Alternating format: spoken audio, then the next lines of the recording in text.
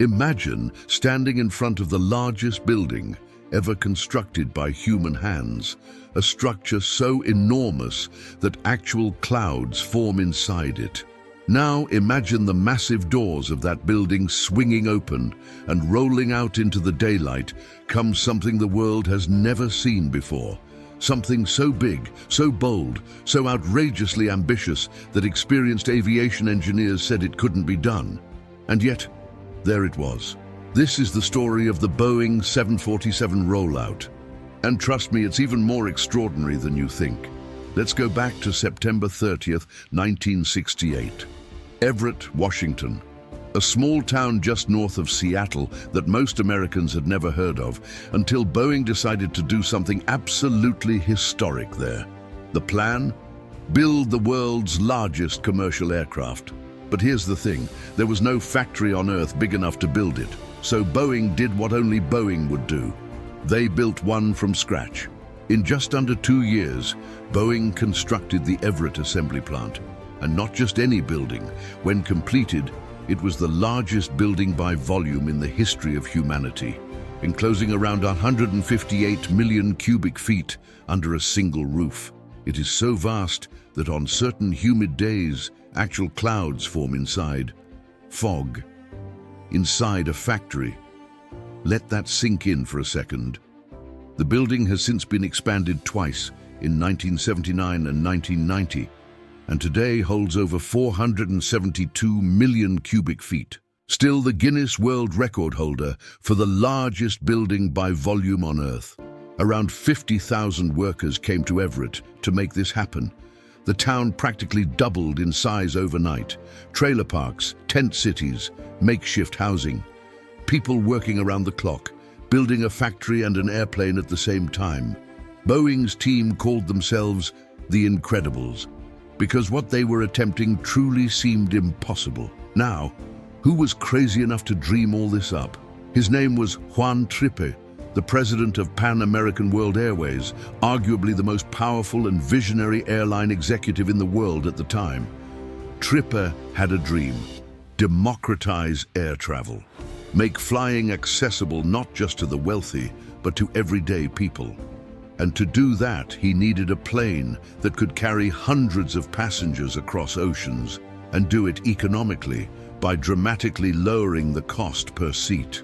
He took his idea to Bill Allen, the CEO of Boeing, and together, over a conversation that has become the stuff of aviation legend, these two men made a commitment that would change the world.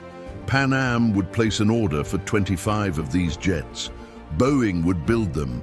It sounded almost simple. Nothing about it was simple. The engineering challenge was staggering. Boeing's team had to design a plane essentially twice the size of anything that had ever flown commercially. The 747 was built to carry more than 400 passengers. For context, the most advanced jets of that era carried roughly 180. The 747 was in a completely different universe. Leading the engineering was a man named Joe Sutter, someone every aviation enthusiast should know by name. Sutter coordinated thousands of engineers and designers in what was described as one of the most intense development programs in aerospace history. His team worked at a pace that was almost reckless. The plane was being designed and the factory was being built at the same time. No room for hesitation. And one of the most fascinating decisions they made? The hump. That iconic upper deck, the unmistakable silhouette that makes the 747 recognizable from miles away, almost didn't happen the way you know it. Here's the truth. Boeing fully expected supersonic jets to dominate passenger travel within a decade.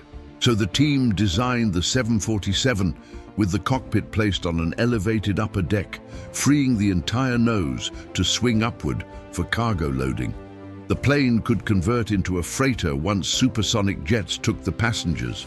When that supersonic future never came, the design stayed, and what started as a practical engineering solution became the most iconic profile in commercial aviation history.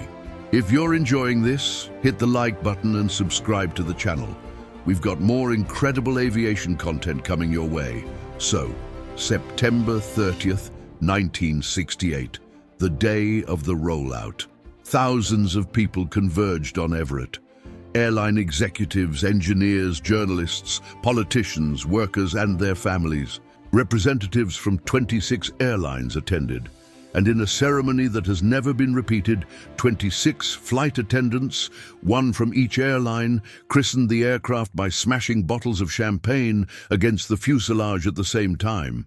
The massive factory doors opened. Out rolled the 747, painted in Boeing's house colors, brilliant white and red with blue lettering along the fuselage. At 231 feet long, with a wingspan of 196 feet, the scale of the aircraft simply didn't compute for most people until it was right in front of them. The crowd gasped, then erupted into applause. Engineers who had given years of their lives to this program, workers who had moved their families across the country, standing in an open field, watching something that had only existed in blueprints roll out into the light of day. But here is something most people don't know about that day. The aircraft that rolled out wasn't finished. Joe Sutter himself wrote in his book that the engines on display were simply the four most presentable ones they could find to make it look complete from the outside. This was a structural rollout, a milestone to show the world the program was real. The first actual flight of the 747 came on February 9, 1969, piloted by Boeing Chief Test Pilot Jack Waddell. Even that historic flight revealed issues that engineers had to resolve before deliveries could begin. Nothing about this program was easy. Every milestone came with a new challenge. The FAA certified the 747 in late December 1969. And on January 22, 1970, a Pan Am 747 departed Kennedy Airport in New York, bound for London Heathrow. The jumbo jet had entered commercial service. Aviation would never be the same. Think about what that meant for the world. Before the 747, a transatlantic flight was something most people simply could not afford to do regularly. The 747's enormous capacity drove down the cost per seat dramatically.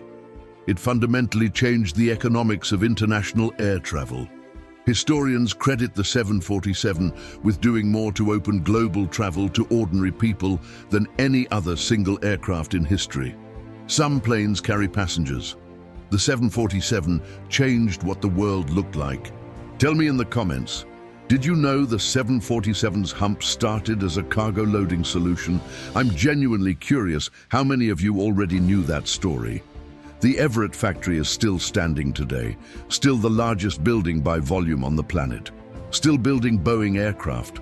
And every time a jet rolls out of those enormous doors, it carries something of that September afternoon in 1968, when thousands of people watch something that shouldn't have been possible become completely, undeniably real. That is what aviation does, over and over again. It takes the impossible and rolls it out into the sunlight. If this video hit different for you, leave a like, subscribe to the channel, and ring that notification bell, because we're going to keep telling stories exactly like this one. The history of flight is full of moments that will genuinely take your breath away. See you in the next one.